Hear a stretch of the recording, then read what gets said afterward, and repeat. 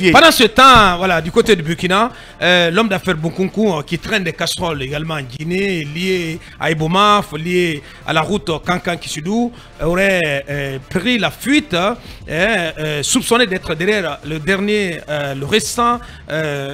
récente tentative de coup d'État contre le capitaine Ibrahim Traoré. Oui, c'est une info de jour.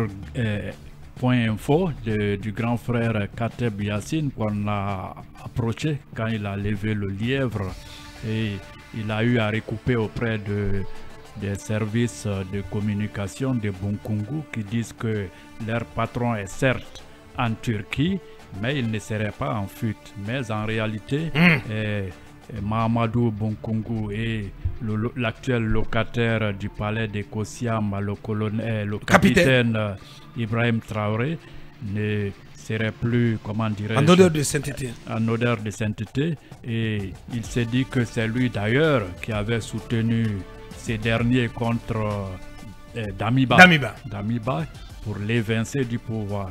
Maintenant, le faiseur de roi serait aussi en disgrâce.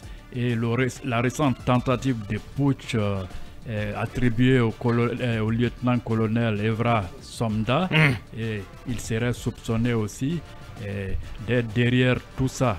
Donc voilà, donc à cette allure, comment Bonkungu pourrait rester pour le moment en dehors du pays, parce que si il fait comme le vizir Iznogu qui se rêvait d'être calife à la place du calife, parce que vous savez, les hommes d'affaires abonnés à la commande publique, une fois qu'ils ont les mains pleines, ils pensent à occuper le fauteuil, parce qu'ils se disent qu'avec toute cette administration corrompue, tous ces gens viennent manger dans ma main. Quand je parle, le contexte, il est guinéen aussi. Bien donc, sûr. Mais moi, je peux être président. Il y a du côté de Dixine Bora, vous avez vu ces milliardaires qui se rêvaient aussi président à la place de son ami Lansana Conté. Parce que tous les jours, Conté venait même chez lui, c'est là-bas même il mangeait. Finalement, il s'est dit, mais je peux faire mieux que lui. Donc, Bonkungu aussi se rêverait président.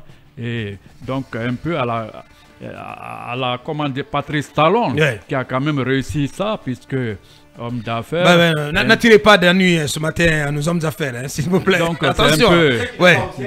Bien. Rêver d'être président, mais c'est pas un crime. Par rapport. Mais il faut passer par les voies normales. Il ne faut pas faire comme Bonkungu. C'est vrai qu'on n'a pas d'infos assez claires là-dessus. Il faut prendre tout ça avec aussi... Il est cité. C'est pour cela que des sources rapportent comme quoi il a des pris bras financiers. Oui. Un coup d'État. Pour finir, je dirais qu'il faut prendre tout ça avec des pincettes. Nous allons continuer de fouiller.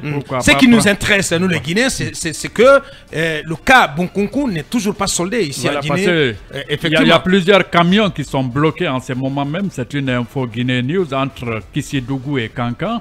Cette route qu'il aurait dû faire suite parce qu'il y avait eu 65 millions d'euros débloqués. Maintenant, Bonkungu à son tour. Bonkungu aussi à son tour.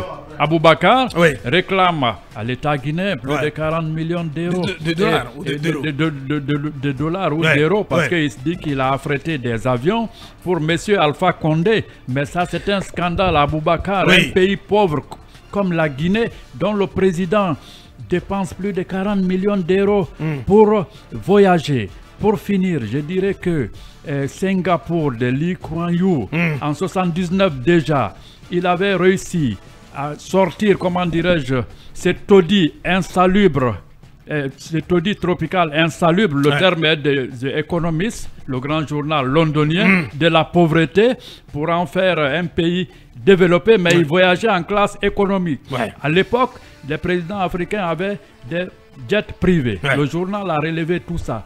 Donc il faut dépenser l'argent, la richesse créée. Il faut de la modestie. Il faut de la modestie. Hein. Donc vraiment, c'est dans la gestion des affaires de l'État. Voilà.